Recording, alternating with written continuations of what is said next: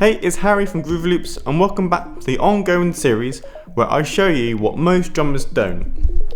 And in this video I'll show you where I was going wrong, how I overcame the problem and what I'm still working on. The problem: my pedal was lacking tension. The solution: add more tension, but you'll see that it isn't as straightforward as that. The caveat: I still can't play with consistent control between 130 and 160 beats per minute.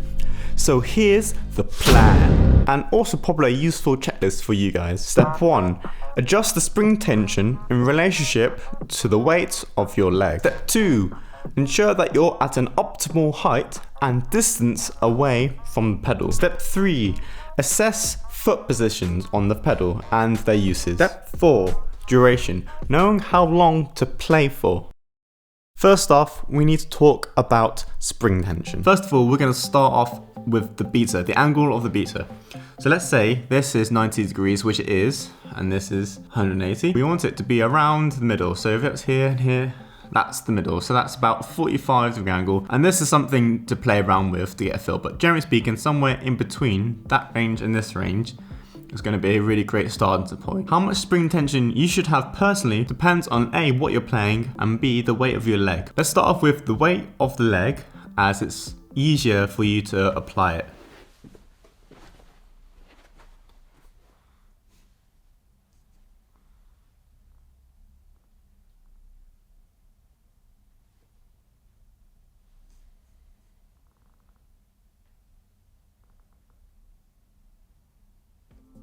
So for me, the amount of tension I have in the spring is pretty good. It's supporting the weight of my foot and it's not going into the head, which is not what it should be doing. So again, we can use the idea of having that middle point as a general rule of thumb. So the middle point of the beater from here to here is about here.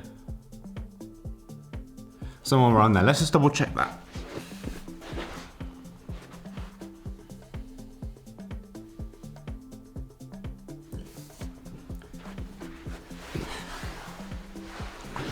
So for me that seems pretty good, and when I took my foot off you can see that it goes for quite a long time, but it also comes to a nice stop. For the amount of spring tension we have in the actual spring in relationship to the weight of my foot and entire leg, we can see that it's in a pretty good relationship so far. We also know that's in a pretty good relationship because the beater itself, when I took my foot off, didn't last for ages. So it means that we could potentially add more and we could also take some off. So from what I've learned, the whole concept is to have a middle point between those different aspects so that you've got room to maneuver. Step 2 of the plan, the height of the throne and also the distance. Again, this is subjective, but we're going to go over 2 main points that I think you should start off with that have helped me. First point, you want to be comfortable on the seat and you don't want to be necessarily too far back or too far forwards. You want to be just right.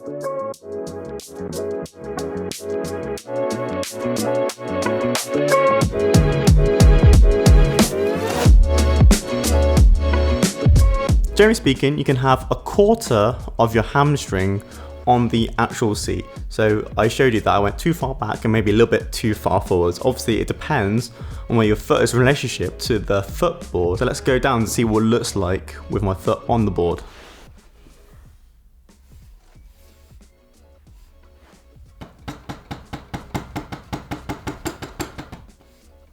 Point 2 to this is that to make sure that when your foot slides up and down on the pedal, that it doesn't go beyond 90 degrees in relationship to the angle of your knee. So basically, try not to do this. Here it goes backwards, but here is angled, yeah. So if I have my foot here,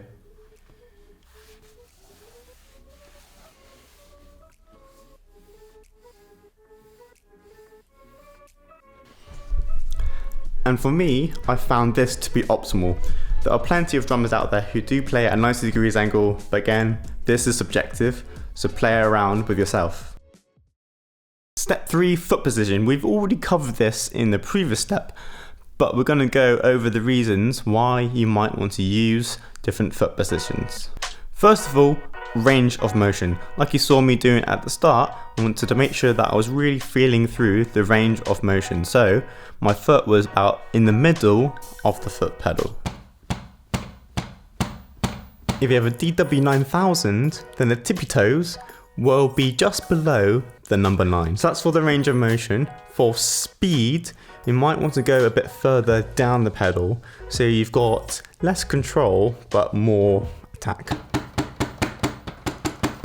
So obviously you can see that the beta is moving a lot faster, and again if you've got a DW9000, then your tippy toes will be around the bottom 0 or the next 0 above that. And if you want more control, you might want to move your foot up the pedal so it's closer to the beta, like this. So you can see there the beta doesn't really move that much, which is particularly useful when you want to do shorter movements but for a shorter period of time. Point 4. Here we're talking about duration, and we're talking about duration of the entire exercise as a whole, and also the practice session in particular. At my current stage of development, it's easier for me to separate speed from stamina. So what I found is that I always tend to spend 2 to 3 minutes on speed. For stamina, I'll spend 3 to 5 minutes, maybe longer. As a general rule of thumb, if it feels good, then these guidelines don't have to be stuck to. You could go up to 10 minutes if that was something that felt good and you were able to control and maintain consistency throughout the whole time. When it comes to speed, we're literally focusing on the rate at which the beta moves. So it doesn't mean that you have to play on every single beat. It means playing on the beats or time frames which works for you. And with this sort of thing, I think you have to just take it day by day. Some days you might be able to do it on every beat. Sometimes you might be able to play on every other beat, or might have to wait for a whole bar or two before you do the speed aspects of your exercise again. It's a similar thing for stamina. You might not be able to go for 5 minutes, you might be able to do 3 minutes or some days. So I think with all of this thing, especially when it comes to how long to practice for and that sort of thing, it just depends on how you feel on the day and what you're able to do. Above all of this, what matters most of all is make sure that you're getting the fundamentals correct.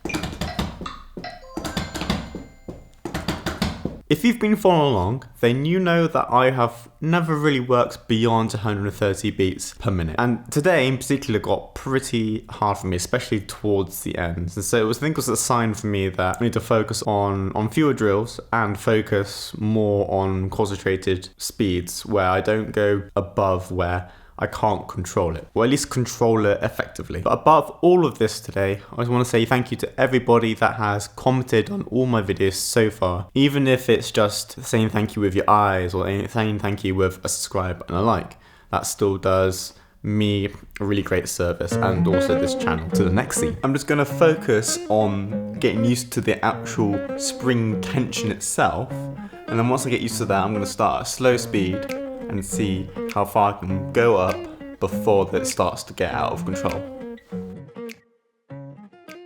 So I lowered the height of the stool so I could really focus on just my ankle movement. So I know I'm on the right lines because I can feel most of the energy in my calf. I don't feel any in my shin.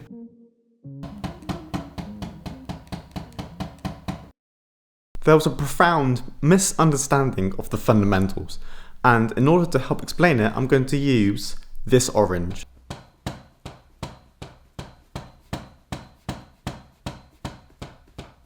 Can you see the similarities between rolling my foot over the orange and using the same motion, but actually just applying it onto the footboard? So I'm sharing this because when you see other people doing it, it just doesn't look like that. So hopefully this has been useful for you. And try it for yourself. Get a tennis ball, maybe not orange. This is the only thing that I had available to me, which I'm probably going to eat now. So let's get back to the video. If you've watched any of my previous videos within this ongoing series, you will have noticed that today my technique is like 1,000 times better, and literally it is just acknowledging the fact that my spring tension was just crazy low and my technique just wasn't there. It was just some confusion around it, when technically I should know, but we're all meant to be learning, right? My practice routine is broken up into sort of 3 stages. The first stage is getting used to the range of motion, which is a really important part. The second stage was stamina, and the third stage was speed. Overall, the thing that I need to be working on the most is make sure that I can control my range of 130 to 160 beats per minute. And what I need to be doing most of all is focusing on the technique most of all and getting used to the motion of the spring tension. But generally speaking, I need to get that ankle motion consistent and I need to stay within that range for the time being. Unlike other YouTube videos, what you're seeing in my ongoing series is a more realistic take on actual progress. The unfortunate side of videos is that they're only a snapshot and they're not very applicable to individual progress, which is why I think this ongoing series is really, really important, because it shows you that learning isn't linear. It's very up and down. There's some days will be really good, some days will be really bad, but the main thing is that you always get something from each session. So I hope that these videos are valuable. Hope they give you some inspiration, some hope for your own progression, and maybe also some entertainment for you guys as well. So see you in another video and keep drumming.